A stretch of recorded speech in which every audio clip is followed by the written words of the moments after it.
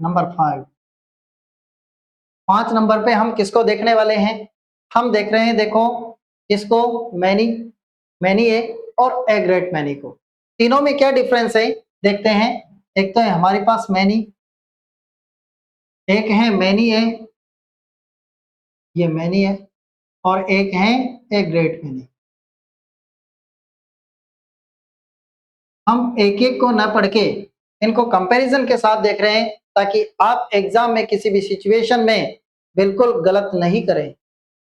आप ऑप्शन से आराम से हर सेंटेंस को कंप्लीट कर लेंगे, डोंट वरी। तो देखते हैं मैनी, मैनी ए और ए ग्रेट मैनी। तो यहाँ देखें, एक तो हमारे पास मैनी, एक है मैनी ए और एक है हमारे पास ए ग्रेट मैनी। क्या डिफरेंस है इनमें, क्या अंतर है? देखो, यहाँ जब इनके अंतर को हम देखने वाले हैं, तो सबसे पहले देखें मैनी, और वहां भी देखा था हमने ए, फ्यू, द फ्यू और फ्यू। इसमें देखा था कि मैनी आ रहा था ना, मैनी। मैनी का मतलब क्या है? मैनी का मतलब, मैनी का कहाँ यूज करेंगे? जहां प्लूरल है और काउंटेबल है, बहुवचन हो, लेकिन ऐसे बहुवचन जिनको हम काउंट कर सके, गिन सके, कंप्लीट है। ऐसे ही देखो, एक ग्रेट मैनी भी कहाँ यूज होगा? ये भी यूज होगा साहब प्लूरल और काउंटेबल में, ये देखो।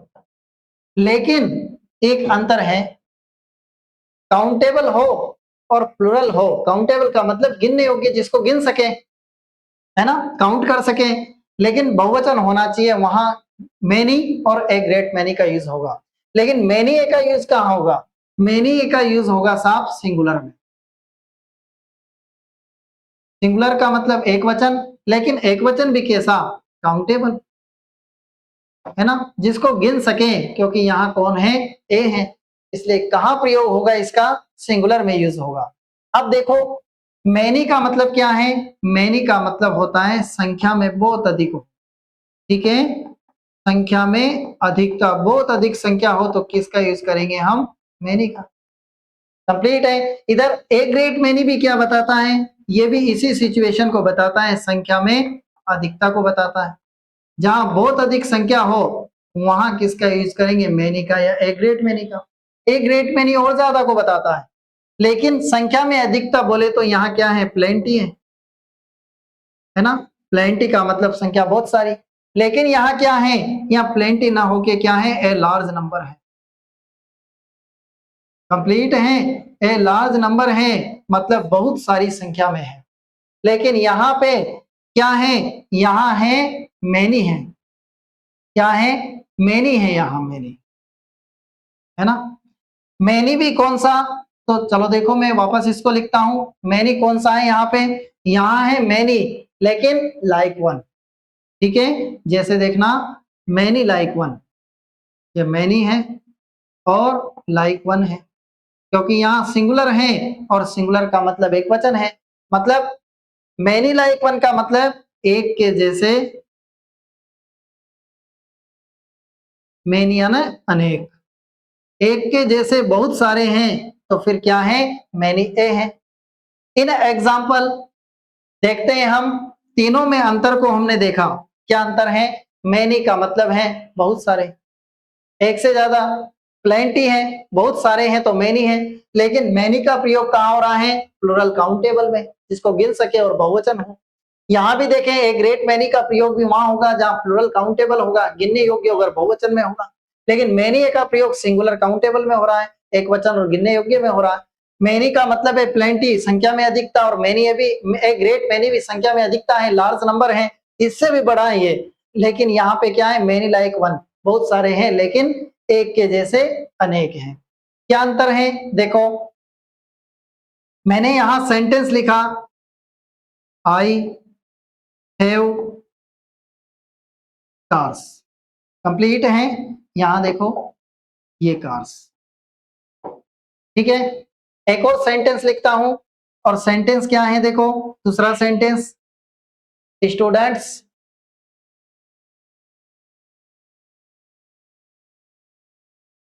आर प्रिपेयरिंग फॉर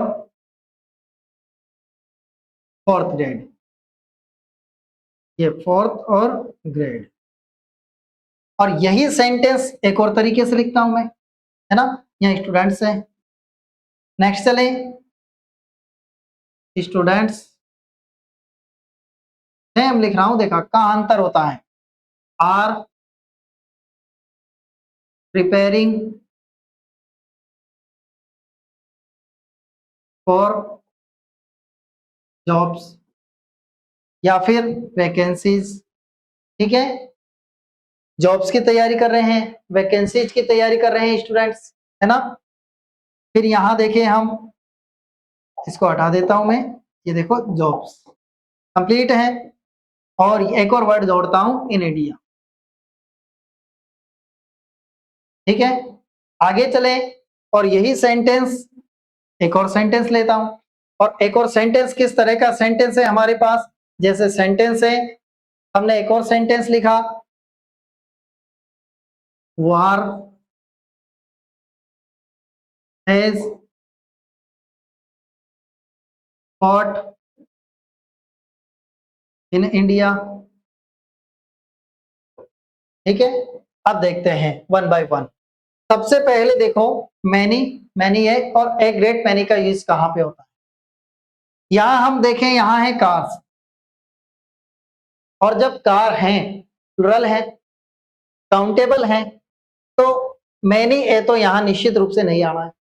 अब हम देखें, या तो मैनी आएगा या ए ग्रेट मैनी आएगा। What is the difference between them. देखो, आई हैव कार्स, मेरे पास कार है साहब, तो थोड़ी एक संख्या में बहुत अधिक है, लेकिन कुछ तो है ना। मतलब यहाँ क्या है, यहाँ किसका यूज हो गया, मैनी का यूज हो गया, मतलब बहुत सारी कार्स है। आगे यही sentence, students are preparing for fourth grade. अब यहां से आप अंडरस्टैंड करोगे ए ग्रेट मैनी और मैनी में अंतर। स्टूडेंट्स आर प्रिपेयरिंग, विद्यार्थी तैयारी कर रहे हैं, फॉर फोर्थ ग्रेड यानी फोर्थ ग्रेड के लिए। तो विद्यार्थी फोर्थ ग्रेड के लिए तैयारी कर रहे हैं, तो बहुत सारे विद्यार्थी तैयारी कर रहे हैं, तो ये देखो प्लुरल है, और काउंटेबल भी है, तो किसका यूज हो गया, मैनी का। लेकिन देखो, students are preparing for job in India, India में बहुत सारे स्टूडेंट्स हैं, वो जॉब की तैयारी कर रहे हैं, जॉब की तैयारी, किसी भी वैकेंसी। अब यहाँ देखो पर्टिकुलर था फोर्थ ग्रेड, लेकिन आगे, ये आगे वाले सेंटेंस में जॉब है, वैकेंसीज है, और वैकेंसीज अनलिमिटेड है, एसएससी है साहब, फोर्थ ग्रेड है, आरपीएससी की वैकेंसीज है, वीडियो की है, बहुत सारी वैकेंसीज को रिट की तैयारी कर रहे हैं, तो कितनी वैकेंसीज है। तो यहाँ पे क्या है हमारे पास, ए ग्रेट मैनी का यूज किया है हमने, किसका यूज किया है, ए ग्रेट मैनी। ये अंतर समझ में आ रहा होगा आपको, इस वाक्य से अंतर को समझ रहे होंगे आप। यहाँ ए ग्रेट मैनी का यूज क्यों किया, क्योंकि अनलिमिटेड है, ए लार्ज नंबर है, और यहाँ पर नंबर था लेकिन फिक्स नंबर था, फोर्थ ग्रेड ओनली, एक वैकेंसी थी, इसलिए मैनी का यूज किया था। और यहाँ देखें, ए लार्ज नंबर है, तो हमने किसका यूज कर दिया, मैं ए ग्रेट मैनी का यूज किया है। अब यहाँ देखो आप, वार, अगर यहाँ वार्स होता, है ना, तो हम मैनी को या ग्रेट मैनी में से लाते, लेकिन वार सिंगुलर है, और सिंगुलर होने के लिए किसका यूज करेंगे, यहाँ पे मैनी है। कंप्लीट है, तो क्या आया यहाँ पे, many a war has fought in India, मतलब एक जैसे अनेक बहुत सारे युद्ध हैं, fought in India, has fought in India, Bharat में लड़े गए, है ना, लड़े जा चुके हैं। तो यहाँ मैनी ए आया क्योंकि सिंगुलर है, और सिंगुलर की वजह से किसका यूज कर दिया हमने, मैनी ए का यूज कर दिया। नेक्स्ट चले और आगे बढ़ते हैं, तो हमारे पास एक और चीज है, और क्या है, नेक्स्ट नंबर 6 है, और क्या है, मच और मोर। कौन है, मच और मोर है। अब इनमें क्या अंतर है, मच, मच भी अधिक है और मोर भी अधिक है, लेकिन मच का प्रयोग कहाँ होता है, ये मैनी की तरह है, मच किसकी तरह है, मैनी की तरह है, ये किसकी तरह, मैनी की तरह है ना। लेकिन मैनी होता है किसमें, काउंटेबल में, और मच का यूज होता है साहब अनकाउंटेबल, जहां गिना नहीं जा सके, अनकाउंटेबल के लिए किसका प्रयोग कर रहे हैं हम, मच का यूज कर रहे हैं अनकाउंटेबल नाउन के लिए। कंप्लीट है, और यहाँ क्या होती है, देखो मैनी का प्रयोग अनकाउंटेबल, मैनी का प्रयोग काउंटेबल के लिए हो रहा है, जबकि मच का प्रयोग अनकाउंटेबल के लिए हो रहा है। आगे जब हम देखें, जैसे हमारे पास सेंटेंस है और वही संख्या में अधिकता को बताएंगे और संख्या में अधिकता को बताएंगे तो किसको बता रहे हैं, वही नंबर्स मोर, है ना। ये नंबर्स को बता रहे हैं, लेकिन नंबर्स भी कैसे, मोर। संख्या में अधिकता को बताया जा रहा है, लेकिन किस सिचुएशन, अनकाउंटेबल, है ना। तो देखो यहां सेंटेंस है वाटर,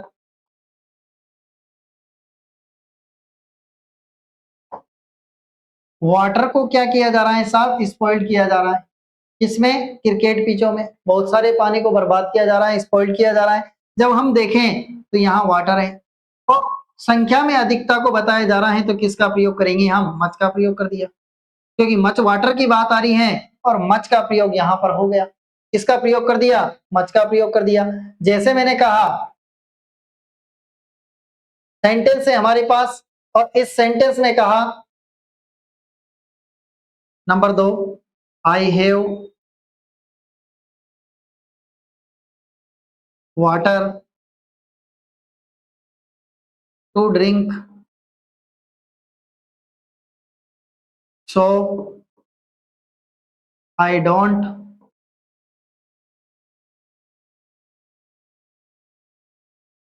वांट और वाटर, यहां दोनों ही आ जाएंगे। देखते हैं, वाटर अनकाउंटेबल है, लेकिन देखिए I have water to drink, so I don't want, इसलिए मुझे आवश्यकता नहीं है वाटर यानी पानी की। तो मोर का मतलब और अधिक, ठीक है ना। मोर, मोर का मतलब और अधिक, और अधिक आपको नहीं चाहिए। मोर का मतलब और, है ना, और आपको नहीं चाहिए, तो ये मोर है, और ही मोर है और मोर ही और है। आई हैव मेरे पास है, क्या है, मच वाटर, है ना, मच वाटर है टू ड्रिंक पीने के लिए बहुत सारा पानी है, सो आई डोंट मोर वाटर, इसलिए मुझे और पानी की आवश्यकता नहीं है। तो मच और मोर में क्या डिफरेंस है, अनकाउंटेबल नाउन के लिए मच आ रहा है, जबकि मोर किसके लिए आ रहा है, और के लिए आ रहा है। जैसे सेंटेंस है हमारे पास आई हैव, सेंटेंस नंबर, इधर से देखते हैं, सेंटेंस नंबर 3, आई हैव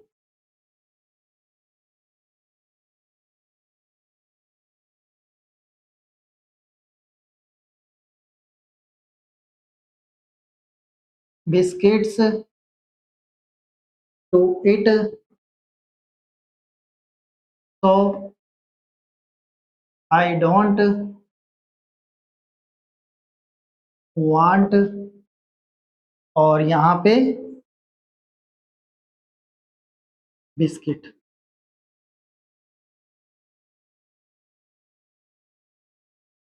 ये कंप्लीट है। अब इस सेंटेंस को जब कवर अप करें तो बिस्किट काउंटेबल है, और काउंटेबल है तो क्या आप यहाँ मच का प्रयोग कर देंगे, मच का अनकाउंटेबल में यूज होता है, तो यहाँ किसका यूज करेंगे, मैनी का यूज करेंगे, है ना। बिस्किट टू इट, मेरे पास बहुत सारे बिस्किट है खाने के लिए, और अगर यहाँ पे अनकाउंटेबल होता तो मच आ जाता।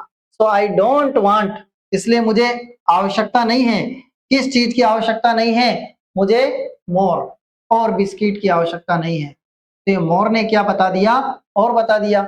हम आसानी से कंप्लीट कर पाए हैं। जैसे हमारे पास मोर और दोनों के अंतर को हमने देखा है और आसानी से इस सेंटेंस को कवर अप किया है। नेक्स्ट चले, और नेक्स्ट अब हमारे पास मोस्ट इंपोर्टेंट चीज आ रही है, और मोस्ट इंपोर्टेंट चीज क्या है वो हम देखते हैं। मोस्ट इंपोर्टेंट चीज जो आ रही है वो है हमारे पास सम और एनी, ये है एनी। क्या अंतर है साहब, बहुत महत्वपूर्ण है, और ये है हमारे पास नंबर 7, है ना, सम और एनी। यहाँ देखो बहुत क्वेश्चंस आते हैं एग्जाम में, यहाँ से सम क्या है और एनी क्या है। जनरली देखें सम का मतलब कुछ है और एनी का मतलब क्या है, कोई, है ना। और आप निश्चित रूप से जानते होंगे कि सम यानी कुछ और एनी यानी कोई होता है, लेकिन सम का यूज कहाँ पे होगा और एनी का यूज कहाँ पे होगा। सबसे पहले देखें सम का यूज कहाँ होता है। सम का यूज होगा साहब सम। ये सम किसके सिमिलर है, सम को मैं लिख सकता हूं, किस रूप में लिख सकता हूं, अ फ्यू, इसका मतलब सम है, या अ लिटिल का मतलब सम है, क्योंकि यहाँ सम वाली सिचुएशन में है। तो सम का यूज कहाँ हो रहा है, सम का यूज हो रहा है प्लुरल में। कहाँ पे हो रहा है, प्लुरल, बहुवचन में। और कैसा हो, फ्यू का मतलब, फ्यू का मतलब काउंटेबल और लिटिल का मतलब अनकाउंटेबल। तो यहाँ पे प्लुरल हो, चाहे काउंटेबल हो या फिर अनकाउंटेबल हो, कैसी भी सिचुएशन हो सम का यूज होता है। बहुवचन होना चाहिए, काउंटेबल हो या फिर अनकाउंटेबल हो। ऐसे एनी देखें तो एनी का प्रयोग कहाँ होता है, एनी का प्रयोग होगा, अब यहाँ एनी है तो एनी का मतलब सिंगुलर है, एक वचन है, लेकिन एक वचन का मतलब चाहे काउंटेबल हो या फिर अनकाउंटेबल हो, किसी भी सिचुएशन हो, काउंटेबल की हो या अनकाउंटेबल की सिचुएशन हो। ये तो कॉमन है काउंटेबल अनकाउंटेबल तो, लेकिन प्लुरल सिचुएशन में सम है और एनी का प्रयोग किस में है, एनी का प्रयोग है किस सिचुएशन में, सिंगुलर में, और यहाँ प्लुरल में है। नेक्स्ट चले तो सबसे पहले अब इसके यूज देखते हैं हम। पहला यूज देखो, पहला यूज है हमारे पास सम का यूज कहाँ होता है। सम का यूज आप जानते हैं कौन से सेंटेंस में होता है, पॉजिटिव सेंटेंस में होता है। और एनी का यूज होता है नेगेटिव, नेगेटिव सेंटेंस में यूज होगा। सेंटेंस में लिख देता हूं, ये डिफरेंस तो आपको अंडरस्टैंड हुआ होगा, है ना, कि यहाँ है पॉजिटिव सेंटेंस और यहाँ है नेगेटिव सेंटेंस। कि नेगेटिव सेंटेंस आ गया तो एनी आ जाएगा और पॉजिटिव सेंटेंस आया तो सम आ जाएगा। लेकिन आगे देखें, अगर हमारे पास सेंटेंस कैसा है, इंट्रोगेटिव है। कैसा सेंटेंस है, इंट्रोगेटिव। ये देखो, इंट्रोगेटिव अगर सेंटेंस है तो भी सम का यूज हो सकता है, और इंट्रोगेटिव सेंटेंस है तो वहां भी किसका प्रयोग हो सकता है, एनी का प्रयोग हो सकता है। केवल ये पढ़ा होगा आपने पॉजिटिव सेंटेंस में सम और नेगेटिव और इंट्रोगेटिव सेंटेंस में एनी, लेकिन सम भी ला सकते हैं हम। आगे देखें, इसी सेंटेंस को मैं बनाता हूं, ये interrogative and negative sentence mix up रहता है, इंट्रोगेटिव एंड नेगेटिव। और यहां भी देखो इंट्रोगेटिव एंड नेगेटिव। तो यहां जब इंट्रोगेटिव और नेगेटिव सेंटेंस होगा तो भी एनी का भी प्रयोग हो सकता है और सम का भी प्रयोग हो सकता है।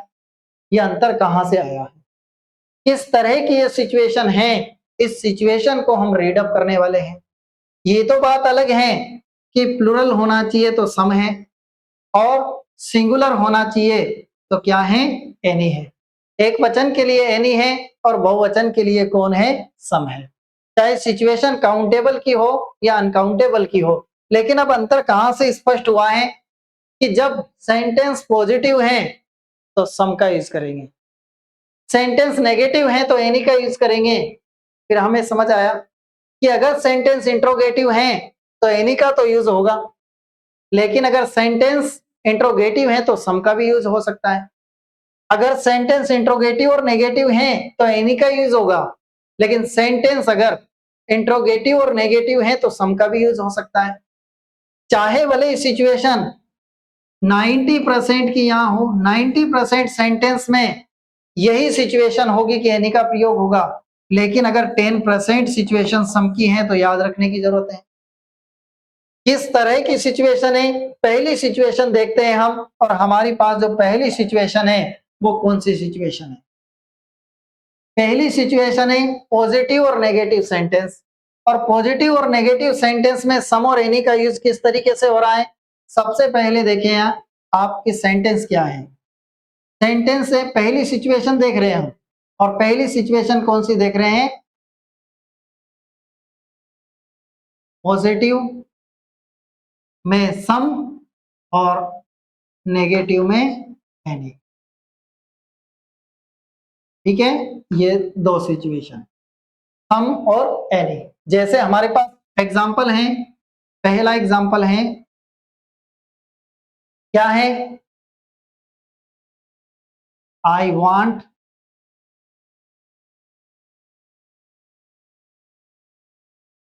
Books to read. ठीक है, दूसरा सेंटेंस है, I do not want book to read. ठीक है, यहां पे हमारे पास प्लूरल है और काउंटेबल है। काउंटेबल अनकाउंटेबल से इतना ये कुछ नहीं है, लेकिन प्लूरल है तो यहाँ सम का और एनी में से एक का प्रयोग कर रहा है। सेंटेंस बिल्कुल कैसा है? पॉजिटिव है, और पॉजिटिव सेंटेंस होने की वजह से यहाँ कौन आ गया? सम आ गया। लेकिन सेंटेंस अब कैसा है? नोट लग रहा है, नेगेटिव सेंटेंस है, और यहाँ सिंगुलर है सही, क्योंकि एनी का यूज सिंगुलर के साथ होता है, तो यहाँ कौन आ गया? एनी आ गया। ये बात आप निश्चित रूप से अंडरस्टैंड कर पाए होंगे कि पॉजिटिव सेंटेंस में सम है और नेगेटिव सेंटेंस में क्या है? एनी है।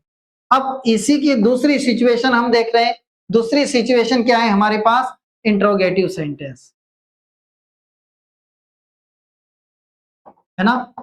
कि अगर सेंटेंस हमारे पास इंट्रोगेटिव है, इंट्रोगेटिव सेंटेंस प्रश्नवाचक वाक्य हैं, तो हम सम का और एनी का यूज किस प्रकार करेंगे? इनमें क्या डिफरेंस है? जैसे मैंने कहा, सेंटेंस है, do you need help, complete है, और ये क्वेश्चन मार्क। दूसरी सिचुएशन,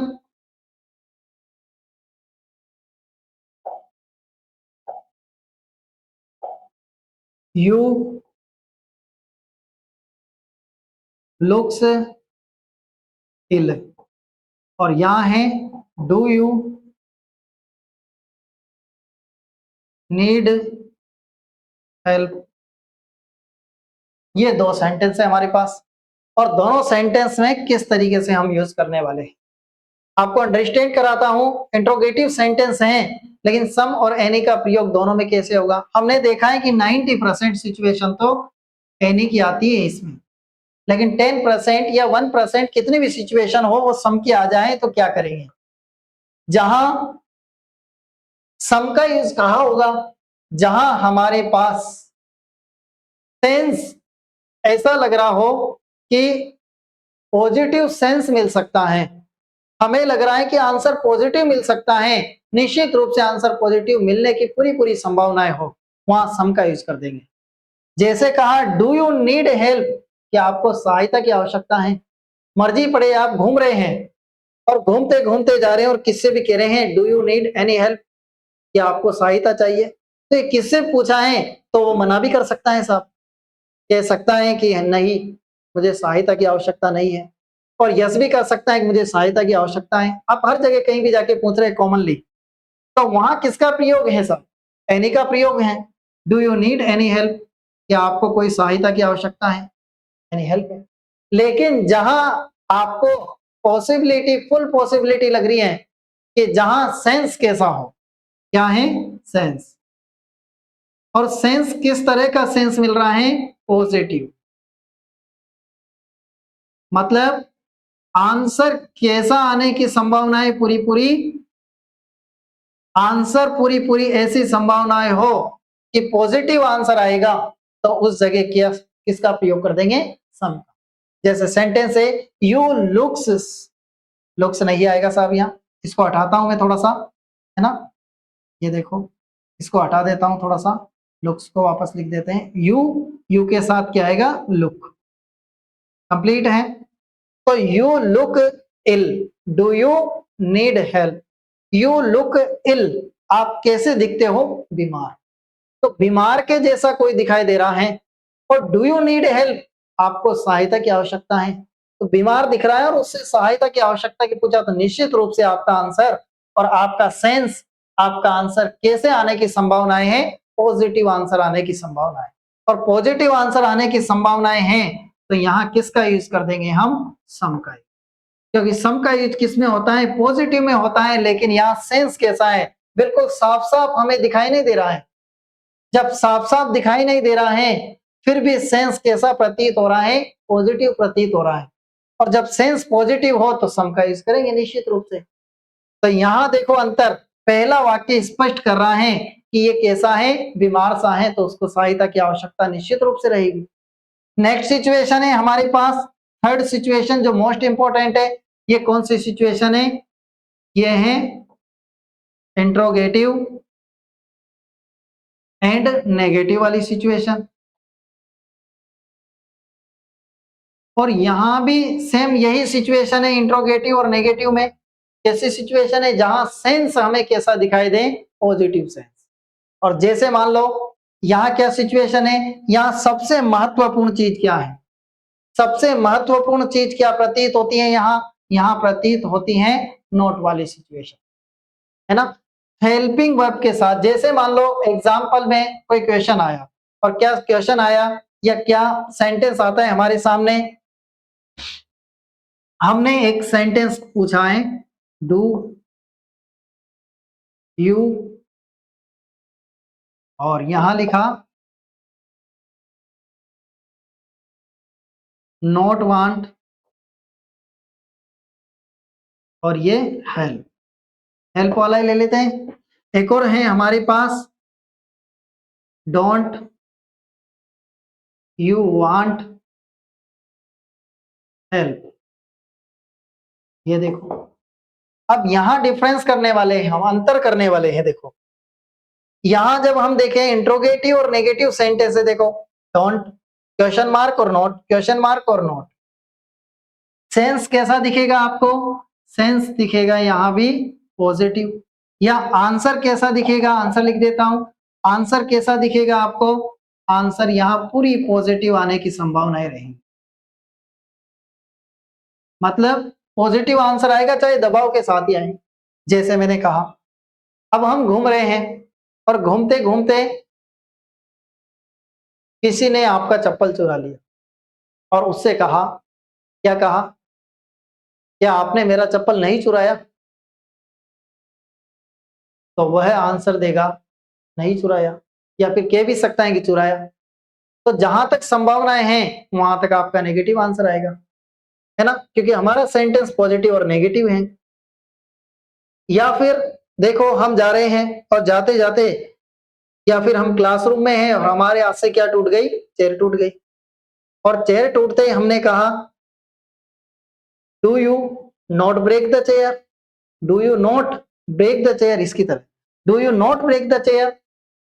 तो यहां किसका यूज करेंगे, do you not break any chair, क्या आपने किसी चेयर को नहीं तोड़ा है, तो एनी का यूज कर रहे हैं। लेकिन इसी को मैं ला देता हूं, don't you break some chair. Some का यूज कहां कर रहा हूं, जहां पे हमारे पास हेल्पिंग वर्ब के साथ क्या आ रहा है, नोट आ रहा है। मतलब यहां हम पूरे फोकस एम्पैथिस करके दे रहे हैं, जोर डाल रहे हैं, और पूरे जोर डालने के साथ सेंटेंस बोल रहे हैं, डोंट यू ब्रेक, क्या आपने नहीं तोड़ी है। तो हम पूरा जोर लगा के बात कर रहे हैं और यहाँ पूरी संभावनाओं के साथ कह रहे हैं इसी ने तोड़ा है। तो don't you break the chair, क्या आपने चेयर नहीं तोड़ी है, तो don't you break the chair.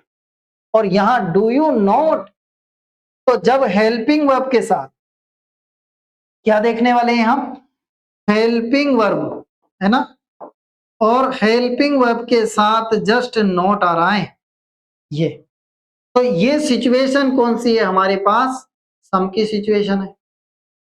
और अगर हेल्पिंग वर्ब, ये देखो हेल्पिंग वर्ब है और नॉट है ना, बीच में सब्जेक्ट आ गया और नॉट अलग है, तो ये सिचुएशन है हमारे पास कौन सी सिचुएशन, एनी की सिचुएशन है। कंप्लीट है। तो अंतर क्या है दोनों में? अंतर केवल इतना सा है कि दोनों एक साथ आए तो हम प्रयोग किसका कर देंगे साहब? सम का यूज कर देंगे, और अलग अलग आए तो किसका प्रयोग करेंगे? एनी। कंप्लीट है, आसानी से आप कर सकते हैं। देखो, do you not want any help, तो हेल्प और हेल्प्स, यहाँ हेल्प्स भी आ सकता है, यहाँ भी हेल्प्स आ सकता है। Do not you want some helps या हेल्प। कंप्लीट है, अंडरस्टैंड कर पाए होंगे। आगे देखते हैं, इन तीनों के मैंने अंतर को देखा है, और अंतर के बाद आगे देखो कुछ वर्ड है हमारे पास। किस तरह के वर्ड हैं? ये वर्ड हैं हमारे पास कुछ ऐसे वर्ड जिनमें हम निश्चित रूप से, अब हम सबसे पहले सम की कुछ स्टाइल्स को देखने वाले, और स्पेशल सम का यूज कहां देखने वाले हैं? जहां हमारे पास सिंगुलर हो और काउंटेबल हो, एक वचन हो और गिनने योग्य, वहां भी सम का प्रयोग कर सकते हैं हम। आपने पढ़े होंगे, और हमने आपको क्या पढ़ाया था? एक टॉपिक पढ़ाया था, कौन सा पढ़ाया था? आर्टिकल्स पढ़ाया था। और आर्टिकल्स में हमने प्रॉपर नाउन के सामने देखा था, है ना? प्रॉपर नाउन देखा था, उस प्रॉपर नाउन के सामने किसी भी आर्टिकल का प्रयोग नहीं हो सकता है, किसी के नाम के सामने। Proper noun I mean name, name के सामने किसी आर्टिकल का प्रयोग नहीं होता है, जबकि हमने प्रयोग किया था, याद है आपको? जिसको हम नहीं जानते हैं, है ना, और वहां अगर किसी आर्टिकल का प्रयोग हो तो देखते हैं। जैसे मान लो हमारे पास सेंटेंस है कि हमारे दरवाजे पर कोई आया है तो हमें पता नहीं है, और पता नहीं है तो देखो यहां लिखा है आई डोंट नो, है ना, मैं नहीं जानता हूं, तो यहां यूज किया था हमने सम या a. Ram is coming, I don't know, मैं नहीं जानता हूं कि कोई राम आया है, या फिर ए राम यानी एक राम आया है, तो यहां आपको पता नहीं है ना, अननोन कंडीशन है, और ये इस अननोन कंडीशन के लिए, ये अननोन कंडीशन के लिए हमने प्रॉपर नाउन के सामने ए का यूज किया था, या फिर सम का यूज हुआ था। तो यहाँ सिचुएशन देखो, सिंगुलर काउंटेबल के सामने भी हम किसका यूज कर रहे हैं? सम का यूज कर रहे हैं। ये पहले भी हम देख चुके हैं। दूसरी सिचुएशन क्या है? दूसरी सिचुएशन हमारे पास ये है, देखो किसकी? सम की। सम का यूज कहां पे किया जाता है? ऑफर है, इनविटेशन है, रिक्वेस्ट है। तो देखो ऑफर है,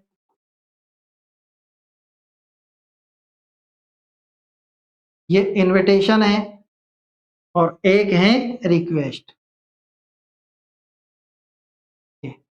तो कभी भी कोई सी भी चीज का आपको ऑफर किया जा रहा है, आपको इनविटेशन दिया जा रहा है, या फिर आपसे रिक्वेस्ट की जा रही है, इन चीजों में हमारे पास जो वर्ड आते हैं वो कौन से वर्ड आते हैं?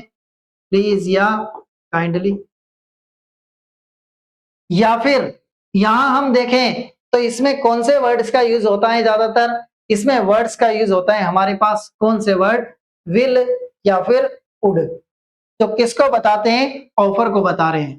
तो ऑफर को बताने वाले वर्ड हैं वो भी कौन से हमारे पास? या तो विल हैं या फिर वुड हैं। तो इस सिचुएशन में भी हम किसका यूज करते हैं? सम का यूज करते हैं, जहां रिक्वेस्ट की जा रही है, इनविटेशन दिया जा रहा है, ऑफर दिया जा रहा है। जैसे सेंटेंस है हमारे पास, पहला sentence, would you like books, और प्लीज।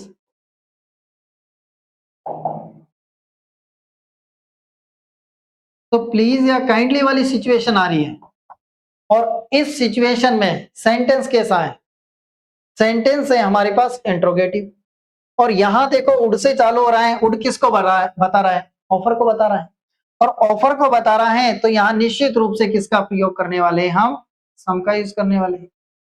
और प्लीज भी किसको बता रहा है? रिक्वेस्ट को बता रहा है, तो यहाँ किसका प्रयोग करेंगे? सम का यूज करेंगे। सम का यूज कहाँ कर रहे हैं हम? जहां पे ऑफर हो या रिक्वेस्ट हो। जैसे सेंटेंस है वुड यू टेक, यहाँ है कॉफी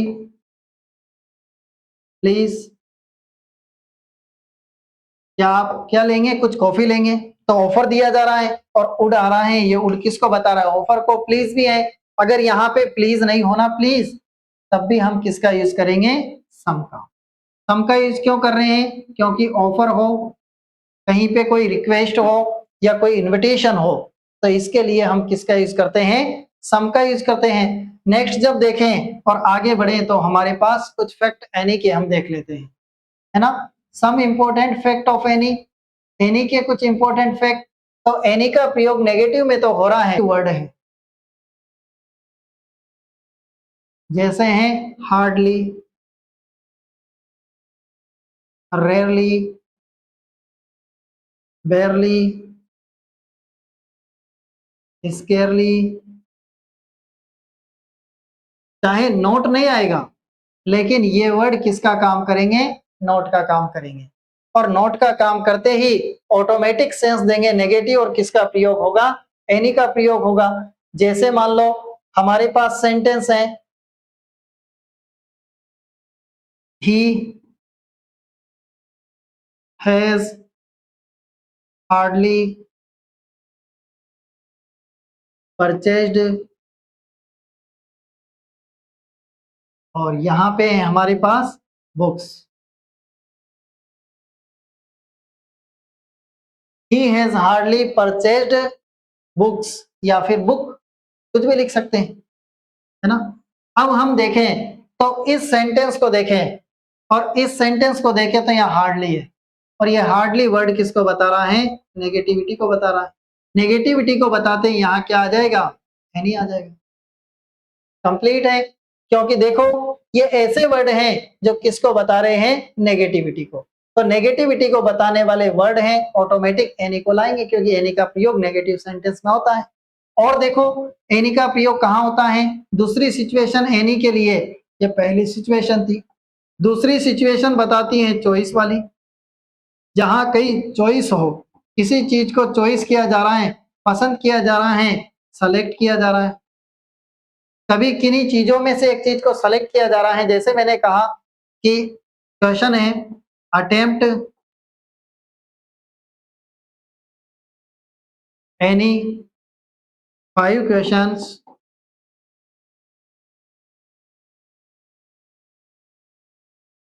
तो देखो यहाँ पे किन्हीं 5 क्वेश्चंस को अटेम्प्ट करना है आपको, और चॉइस किया जा रहा है, आपकी पसंद के कोई से 5 क्वेश्चन आते हैं ऐसे एग्जाम में, और कोई से 5 क्वेश्चन अटेम्प्ट करना है, तो चॉइस पसंद की बात आ रही है, तो यहाँ किसका प्रयोग कर दिया हमने, एनी का प्रयोग कर दिया निश्चित रूप से। तो हम आसानी से कंप्लीट कर पा रहे हैं वन। थर्ड सिचुएशन है चॉइस के बाद, चॉइस का मतलब पसंद और सेलेक्ट।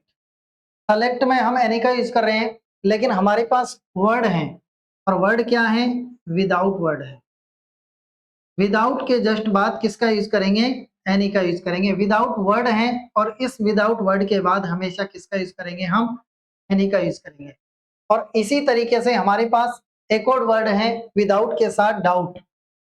देखो डाउट, इस डाउट वर्ड के साथ भी किसका यूज करेंगे, हम एनी का यूज करेंगे। ठीक है, मतलब डाउट के बाद नहीं, डाउट के पहले। क्या है इसका मतलब, एनी डाउट। कंप्लीट है, ये देखो। तो दो वर्ड है हमारे पास, विदाउट के जस्ट बाद एनी, और डाउट के जस्ट बाद एनी का यूज करेंगे। You can ask me without any doubt. Understand कर रहे होंगे आप कि विदाउट के जस्ट बाद किसका प्रयोग हो रहा है, एनी का, और डाउट के जस्ट पहले किसका प्रयोग हो रहा है, एनी का। जैसे सेंटेंस है हमारे पास, किस तरह का सेंटेंस है, विदाउट के जस्ट बाद किसका प्रयोग करेंगे हम, एनी का, और डाउट के साथ भी किसका प्रयोग करेंगे, एनी का। तो याद रखेंगे विदाउट एनी और एनी डाउट, क्योंकि विदाउट के बाद एनी और डाउट के पहले भी किसका यूज करते हैं, एनी का। एनी के लिए मैं आपको एक चीज और बताता हूं, एनी के लिए कि एनी का प्रयोग कहाँ होगा? एनी का प्रयोग होगा नंबर 4। कहाँ होगा? जहां पे हमारे पास इफ वाले सेंटेंस हो। कौन से? इफ वाले सेंटेंस। ये देखो, इफ वाले सेंटेंस में किसका प्रयोग होगा? एनी का प्रयोग कर देंगे। जैसे मैंने कहा, if you have any doubt you can ask. तो यहां का इफ यू हैव और यहां क्या है? डाउट। You can ask. यदि आपको कोई डाउट है ना तो आप पूछ सकते हैं। तो यहां जब हम देखें कि डाउट वर्ड के साथ किसका प्रयोग हो रहा है? एनी का। और एक और चीज देखें कि इफ के साथ किसका प्रयोग हो रहा है? एनी का प्रयोग हो रहा है। हम इजीली आसानी से अंडरस्टैंड कर पाए हैं किसको? सम और एनी को। मोस्ट इंपोर्टेंट एग्जाम में यहां से क्वेश्चंस निश्चित रूप से आते हैं सम और एनी से। तो हमने सम और एनी में क्या क्या पढ़ा है? देखो, ये हमारे पास कौन है? सम। और ये कौन है हमारे पास? एनी। इन शॉर्ट देखें हम कि सम और एनी का यूज है निश्चित रूप से। यहां देखें अफर्मेटिव में यूज हो रहा है, ये देखो। और यहां यूज हो रहा है इसका नेगेटिव में। कंप्लीट है। दूसरी चीज, यहां सेंटेंस कैसा है? इंट्रोगेटिव सेंटेंस में इसका यूज हो रहा है और इसका यूज भी इंट्रोगेटिव सेंटेंस में हो रहा है। ठीक है, आगे चलते हैं।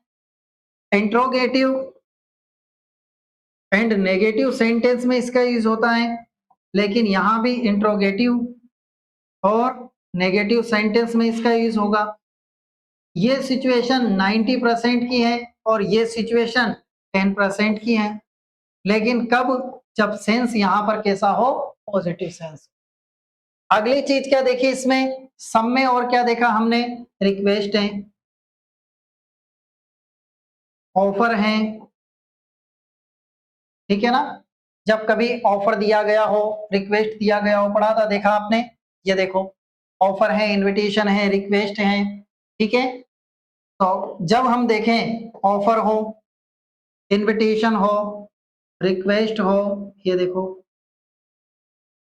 ऑफर, इनविटेशन और रिक्वेस्ट हो, तो इस सिचुएशन में कौन आता है? या तो प्लीज आता है या काइंडली आता है। और ऑफर को बताने वाले कौन है? वुड है। आगे चलते हैं, यहाँ कैसी सिचुएशन थी? चॉइस वाली सिचुएशन थी, है ना? कुछ वर्ड्स थे यहाँ पे, है ना? उन कुछ वर्ड्स के साथ किसका यूज हो रहा था? एनी का प्रयोग हो रहा था। और देखें, एनी के लिए चॉइस देखा है, नेगेटिव वर्ड दे रखा है। इसके बाद देखें हम, तो एनी का यूज एक जगह और किया था। कहाँ किया था? इन लास्ट टाइम इफ वाले सेंटेंस में एनी का प्रयोग किया था। एक विदाउट के साथ एनी का प्रयोग और डाउट के साथ एनी का प्रयोग। यहाँ एक सिचुएशन और बच रही है हमारे पास। वो कौन सी सिचुएशन है? देखो, कौन सी सिचुएशन है? सम की। सम की एक और सिचुएशन है हमारे पास। और कौन सी सिचुएशन है? देखो, यहाँ जब हम देखेंगे ऑफर, इनविटेशन और रिक्वेस्ट के साथ सम का यूज हो रहा है, पहले भी देखा। लेकिन देखो, अननोन कंडीशन, सिंगुलर काउंटेबल है, तो इस सिंगुलर काउंटेबल के साथ किसका यूज करेंगे हम? सम का। तो देखो, कभी भी हमारे पास सिंगुलर हो और काउंटेबल हो,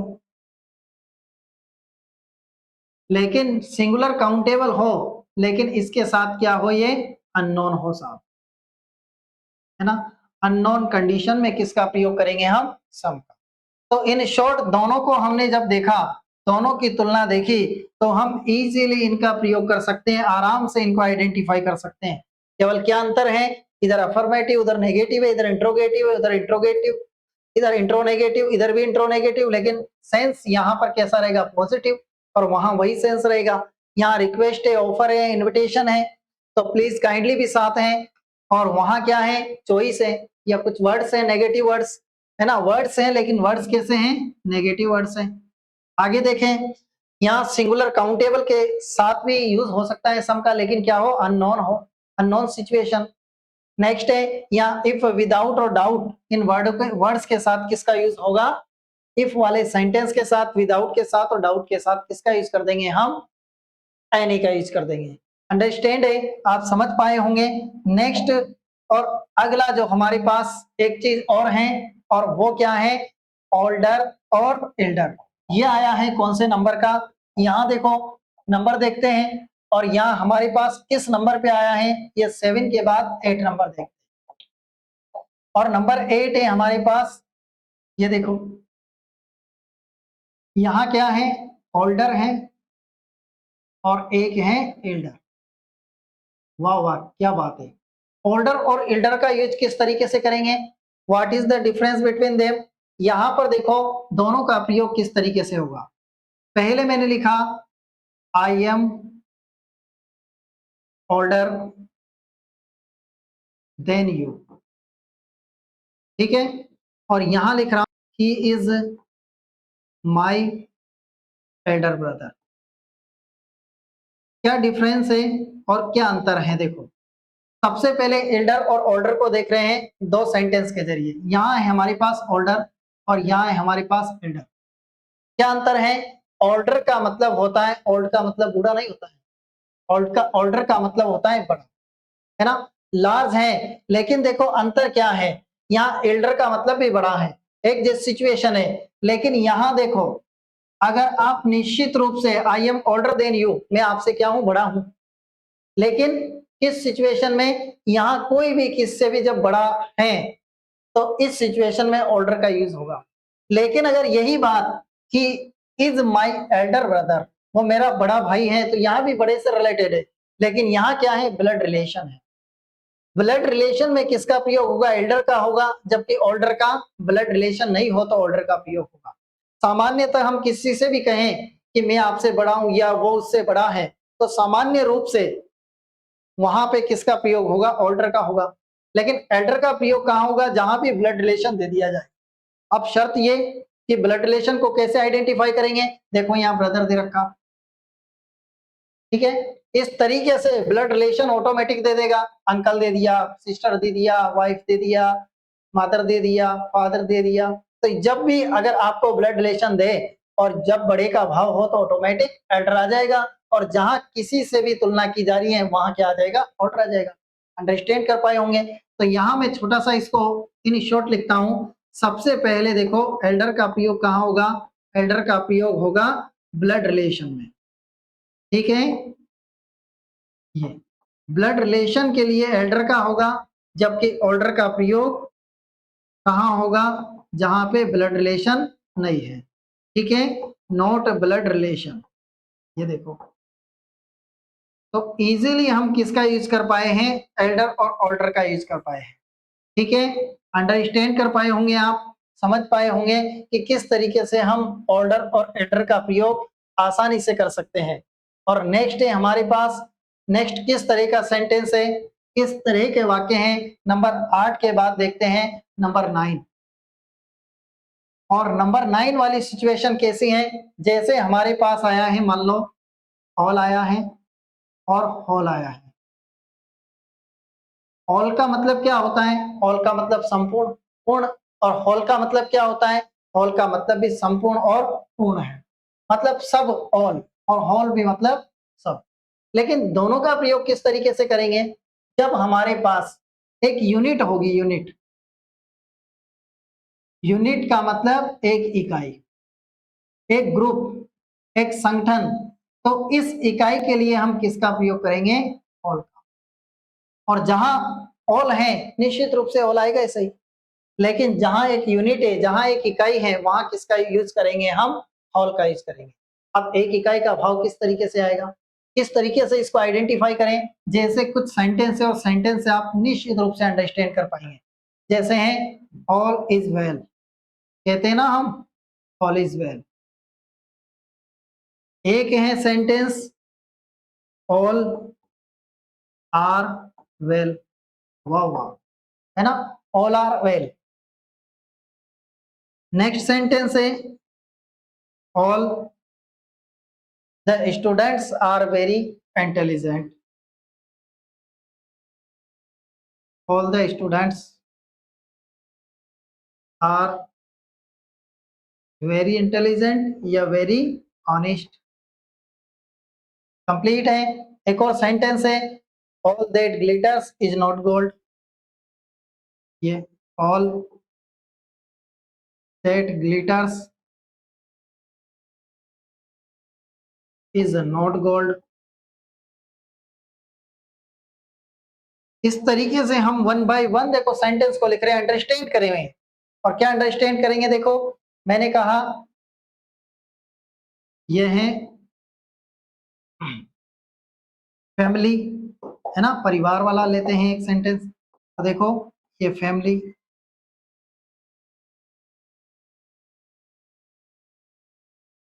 was weeping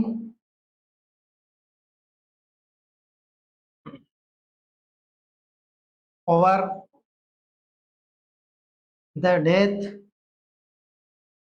of grandfather।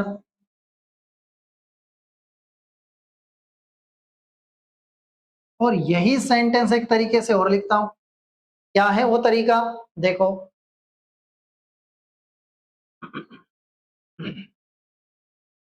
यहां लिखा मैंने फैमिलीज और यहां लिख दिया वर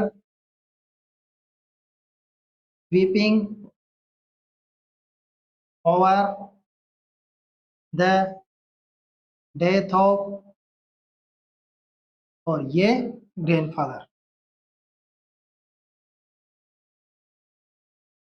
अंतर देखें, इनको अंडरस्टैंड करते हैं। सबसे पहले देखो ऑल इज वेल, जबकि ऑल का प्रयोग, ऑल का मतलब ये किस तरह का प्रतीत हो रहा है, ये प्रतीत हो रहा है हमें किस तरह का, प्लूरल, है ना।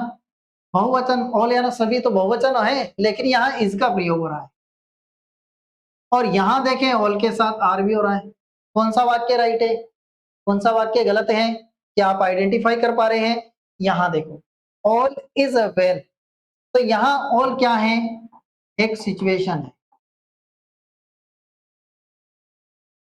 या फिर एक थिंग्स है ना। किसी स्थिति और किसी वस्तु के लिए हम ऑल को एक यूनिट के रूप में मान रहे हैं और यहाँ इसका यूज कर रहे हैं। जबकि यहाँ ऑल और वेल, तो यहाँ ऑल क्या है, ऑल यहाँ पर पीपल है, पीपल सभी व्यक्ति, इसलिए किसका यूज हुआ है, आर का यूज हुआ है। यहाँ देखें ऑल के साथ हमारे पास स्टूडेंट्स दे रखा और प्लुरल है तो यहाँ आर आ रहा है। All the students are very honest, तो यहाँ देखो प्लुरल है और इसके लिए आर का प्रयोग हो रहा है। लेकिन यहाँ देखो all that glitters isn't gold, all के साथ वही प्लुरल है, लेकिन फिर भी देखो क्या आ रहा है, इज आ रहा है। क्यों, क्या अंतर है ये अंतर केवल इतना सा है देखो कि ऑल दैट, इस चीज का अंतर है दैट का। कभी भी आपके पास दैट है तो ये हमेशा आपको प्लुरल नहीं क्या देगा, सिंगुलर वर्ब देगा। और सिंगुलर वर्ब ये कौन है दैट, ये है रिलेटिव प्रोनाउन। कौन है, रिलेटिव प्रोनाउन। ये देखो जब कभी भी आपके पास रिलेटिव प्रोनाउन दैट है और ऑल के साथ जब दैट हो, ऑल के जस्ट बाद, ये ऑल के जस्ट बाद दैट हो, तो उस जगह हम किसका यूज करते हैं, इस जगह हम निश्चित रूप से यूज करेंगे सिंगुलर।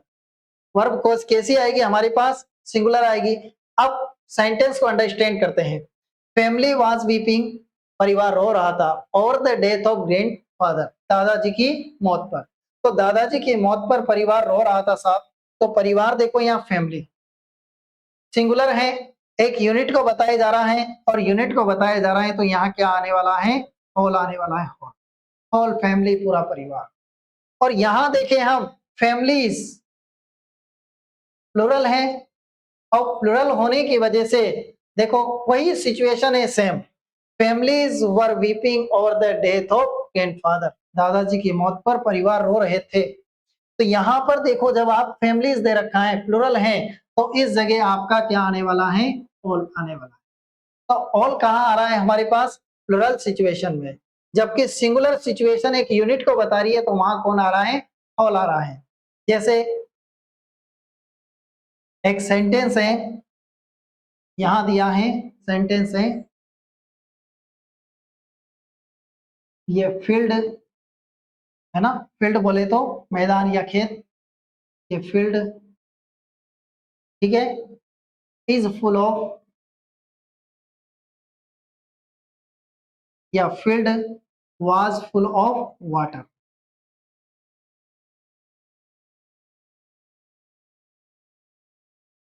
पूरा खेत है ना, वो फुल ऑफ वाटर, पानी से भरा हुआ था। तो पूरा खेत, तो ऑल फील्ड लिखूं मैं, या ऑल लिखूं मैं, या मैं यहाँ हॉल लिखूं? आप अंडरस्टैंड कर पा रहे होंगे मुझे क्या लिखना है यहाँ पे। यहाँ मुझे लिखना है, देखो फील्ड, ये क्या है हमारे पास, सिंगुलर है, और सिंगुलर होने के साथ ये किसको रिप्रेजेंट कर रहा है, एक यूनिट को रिप्रेजेंट कर रहा है। जब ये एक यूनिट को रिप्रेजेंट कर रहा है तो यहाँ इस सिचुएशन में क्या आना है, हमारे पास ऑल आना है, और क्या आएगा, WHOLE, ना कि ALL ऑल आएगा। ऑल कब आता, जब प्लूरल सिचुएशन होती तो क्या आ जाता, ऑल आ जाता। निश्चित रूप से आप अंडरस्टैंड कर पाए होंगे, है ना। तो इससे आपको क्या एक निष्कर्ष निकलता है, और क्या निष्कर्ष निकलता है, ऑल का यूज कहाँ करेंगे हम, प्लूरल सिचुएशन में, और जबकि हॉल इस वर्ड का यूज कहाँ करेंगे, आई मीन जहां प्लूरल सिचुएशन नहीं होगी, मतलब सिंगुलर सिचुएशन होगी, ये प्लूरल सिचुएशन नहीं होगी। कंप्लीट है, अंडरस्टैंड कर पाए होंगे आप, समझ पाए होंगे कि किस तरीके से हमने इसको, एक बहुत सारे नंबर्स को डिनोट करता है ऑल, जबकि होल एक यूनिट को रिप्रेजेंट करता है। ये किसको बता रहा है, नंबर्स को बता रहा है ना, मतलब संख्या को बता रहा है बहुत ज्यादा, और ये होल है वो किसको बता रहा है, यूनिट को बता रहा है, इकाई को बता रहा है। तो इस प्रकार हमने वन बाय वन, एक एक करके सभी तरह के सेंटेंस को कवर अप किया है, और सभी तरह के सेंटेंस को कवर अप करने के बाद आई मीन आप अंडरस्टैंड कर पाए होंगे, आसानी से समझ पाए होंगे डिटरमिनर्स को। इसके हम कुछ एग्जांपल्स को भी देखने वाले रहेंगे आगे आने वाले समय में। इसके बहुत सारे हम जो ऑब्जेक्टिव क्वेश्चन से इनको सॉल्व करेंगे। इनफैक्टली ऑब्जेक्टिव को किस तरीके से निकाला जाए वो भी आपको निश्चित रूप से अंडरस्टैंड कराया जाएगा। जिस प्रकार मैं आपको एक सेंटेंस, एक MCQ, है ना, आपको बताता हूं कि किस तरह से क्वेश्चंस को निकाला जाता है। जैसे हमारे पास एक सेंटेंस आया है, I don't have money with me, ठीक है, क्या सेंटेंस है, देखो, आई डोंट हैव, और यहाँ क्या है, मनी विद मी, और इसके साथ हमारे पास ऑप्शंस हैं। क्या ऑप्शंस है, मैनी है, अ फ्यू है, अ लिटिल है, मच है, ठीक है, मैनी है, दूसरा है अ फ्यू है, तीसरा ऑप्शन है मच है, और चौथा ऑप्शन है हमारे पास मैनी है। मैनी, अ फ्यू हो गया, मच हो गया, और एक और ऑप्शन है अ लिटिल। अब यहां फिल इन द ब्लैंक्स करेंगे, क्या आना है, तो ऑप्शन कैसे निकालते हैं हम आपको बताएं। सबसे पहले इसकी इस वाक्य के लिए हमें एक ऑप्शन लाना है, और किसी भी एक ऑप्शन को चुनेंगे तो ऑप्शंस को निकाल के आंसर, सबसे मोस्ट इंपोर्टेंट आंसर आ जाता है, ऑप्शंस को निकालें। जैसे यहां देखो मनी, मनी बोले तो धन, रुपीज को काउंट कर सकते हैं, किसको, रुपीज को। अगर यहाँ रुपीज होता तो ये कौन सा था, काउंटेबल था, ठीक है, रुपीज होता तो ये काउंटेबल था, लेकिन मनी अनकाउंटेबल है। अनकाउंटेबल है, जिसे गिना नहीं जा सकता है। तो यहाँ देखो, मेनी का यूज कहाँ होता है, काउंटेबल में होता है, तो ये तो आएगा ही नहीं, क्योंकि हमारे अनकाउंटेबल है तो अनकाउंटेबल वाला ढूंढेंगे। आगे देखो, फ्यू का मतलब भी काउंटेबल में होता है, ये भी नहीं आएगा, क्या आएगा साहब। अब दो ऑप्शन बच रहे हैं, या तो मच आएगा, इसका प्रयोग अनकाउंटेबल में होता है, या फिर लिटिल आएगा, इसका प्रयोग भी अनकाउंटेबल में होता है। अब दोनों को निकालेंगे, देखो बस एक चीज देखने से दो ऑप्शन हमने इजीली निकाल लिए। अब देखेंगे, I don't have money with me, I don't have money with me, तो यहाँ देखो सेंटेंस किस तरह का है, एक नेगेटिव सेंटेंस है, नेगेटिविटी बता रहा, और नेगेटिविटी बता रहा है तो यहाँ ए लिटिल आना ही नहीं है। अगर यहाँ शर्त लिटिल होता तो फिर भी बात मिलती कि लिटिल आ जाए, क्योंकि वो नेगेटिविटी को बताता है। ये ए लिटिल किसको बताता है, सम को बताता है, पढ़ा था अपन ने, अंडरस्टैंड कर रहे होंगे आप। तो यहाँ क्या आना है हमारे पास, यहाँ अनकाउंटेबल के लिए मच आना है, और ये सेंटेंस हमने इजीली कंप्लीट कर लिया। इस तरीके से निकालेंगे इजीली हम सेंटेंस को कवर अप कर पाएंगे। इन एग्जांपल आपको एक और सेंटेंस देते हैं, और सेंटेंस कैसा है, जैसे ये सेंटेंस है हमारे पास, सेंटेंस नंबर सेकंड जैसे है, बुक्स आर माइन। ठीक है, क्या है, बुक्स आर माइन। और यहाँ ऑप्शन है हमारे पास दीज, देट, ए, एन, है ना, इस तरीके से यहाँ है दीज, दूसरा ऑप्शन है देट, तीसरा ऑप्शन है एन, और चौथा ऑप्शन है ए। अब यहाँ फिल इन द ब्लैंक्स करने वाले हैं। सबसे पहले इसको आइडेंटिफाई करो आप, प्लूरल है तो ए और एन तो नहीं आना है, क्योंकि ये सिंगुलर की आइडेंटिफिकेशन है। और क्या देट, क्या डिटर्मिनर्स हैं, लेकिन देट किसके साथ आता है, सिंगुलर के साथ। यहाँ प्लूरल है तो क्या आंसर आने वाला है, दिस। इसी से आंसर मिल गया, नो प्रॉब्लम। ऐसे ही हमारे पास एक और सेंटेंस है कि हम किस तरीके से इजीली आराम से निकाल पा रहे हैं, यू मस्ट लर्न। क्या है, यू मस्ट लर्न, और क्या है यहाँ पे, इंग्लिश। मस्ट का मतलब कंपल्शन, निश्चित रूप से आपको क्या सीखना चाहिए, क्या सीखना चाहिए, आप क्या सीखो निश्चित रूप से, इंग्लिश। एवरी डे,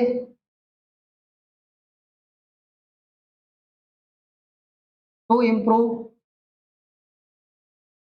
ये टू इम्प्रूव और इट, है ना। इंग्लिश को इम्प्रूव करने के लिए आपको रोजाना क्या करना है, लर्न करना है, रोजाना सीखना है। तो देखो सबसे पहले ऑप्शन है हमारे पास, जैसे लिटिल है, ये क्या लिटिल भरेंगे यहाँ पे। बी वाला ऑप्शन है हमारे पास, फ्यू, फ्यू मैनी है, तो देखो ये है फ्यू। तीसरा ऑप्शन है फ्यू है, और चौथा ऑप्शन है हमारे पास मैनी है। अब यहाँ फिल इन द ब्लैंक्स करने वाले हैं इंग्लिश। और इंग्लिश हमारे पास काउंटेबल है क्या, अनकाउंटेबल है, इंग्लिश को गिन सकते हैं क्या, एक इंग्लिश, दो इंग्लिश, तीन इंग्लिश, नहीं ना, अनकाउंटेबल हैं। तो ये अनकाउंटेबल है साहब। जब अनकाउंटेबल हैं तो काउंटेबल वाले निकाल दो यहाँ से। कौन है, फ्यू का यूज नहीं होगा क्योंकि फ्यू काउंटेबल है। नेक्स्ट चले, मैनी का यूज नहीं होगा, मैनी भी काउंटेबल है। आगे चले, फ्यू का यूज नहीं होगा, ये भी काउंटेबल है। आंसर यूं ही मिल गया। कौन है आंसर, लिटिल आंसर है। You must learn a little English, आपको कुछ इंग्लिश सीखना चाहिए every day to improve it, इसको सुधारने के लिए। तो देखो इजीली हमने आसानी से इसका प्रयोग कर दिया। नेक्स्ट चले और एक और सेंटेंस देखते हैं, I understood of what he said. ठीक है, या फिर एक और सेंटेंस देखते हैं, और शानदार सेंटेंस देखते हैं। देखो क्या सेंटेंस है, students give the right answer. सही आंसर दे रहे हो ना आप, देखो स्टूडेंट्स गिव द राइट, और ये आंसर। और ऑप्शन है हमारे पास फ्यू, फ्यू, द फ्यू, है ना। ये देखो ये है फ्यू, दूसरा ऑप्शन है अ फ्यू, तीसरा ऑप्शन है द फ्यू, और चौथा ऑप्शन है नन। कोई नहीं, कोई नहीं भाई, कोई नहीं। देखो क्या आंसर आने वाला है, किस तरीके से इसको कंप्लीट करने वाले हैं। सबसे पहले देखो स्टूडेंट्स, और प्लुरल है, यस, काउंटेबल है, यस, तो क्या आने वाला है, फ्यू। या तो फ्यू आ जाए, या अ फ्यू आ जाए, या द फ्यू आ जाए, इनमें से कोई एक आंसर आएगा। अब देखते हैं क्या यह नेगेटिव सेंस दे रखा है, तो फ्यू खत्म। क्या यहाँ पर सफिशियंट वाली सिचुएशन है, पर्याप्त वाली सिचुएशन है, नॉट मैनी बट ऑल, इस तरह की सिचुएशन है, नहीं ना, तो द फ्यू खत्म। कौन आएगा, अ फ्यू आएगा, नन ये नहीं आने वाला है।